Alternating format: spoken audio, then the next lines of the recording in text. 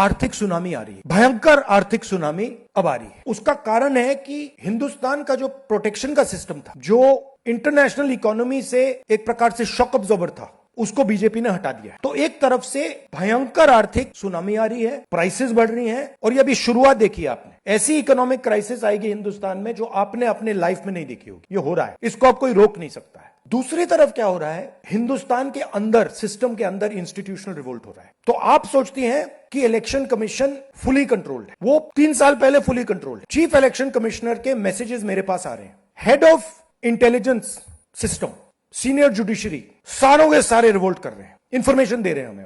तो जो कंट्रोल का सिस्टम था एक तरफ से, वो कोलैप्स कर रहा है अंदर से, क्योंकि लोगों को दिख रहा है कि जनता का प्रेशर अब ऐसा भयंकर आएगा, अगर हम इस रास्ते पे चलते गए तो हमारे लिए रिस्क हो जाएगा। आप क्या सोचते हो, अगर जनता को मालूम है कि इलेक्शन सिस्टम रिग्ड है और जनता की मतलब इकोनॉमिक प्रेशर, गरीबी, दर्द के कारण जनता में गुस्सा आ गया, आप क्या सोचते हो कि इलेक्शन कमिश्नर को डर नहीं लगेगा कल क्या होने वाला है? तो अब क्या हो रहा है, सिस्टम अंदर से ऐसे हिल रहा है पूरा।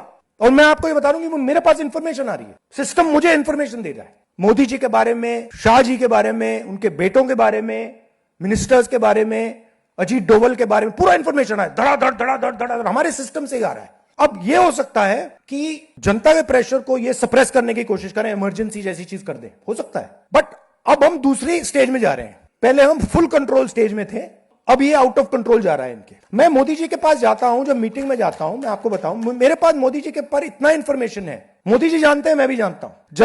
जब मैं उनसे मिलता हूं, भैया आंख में आंख लगाना रहा,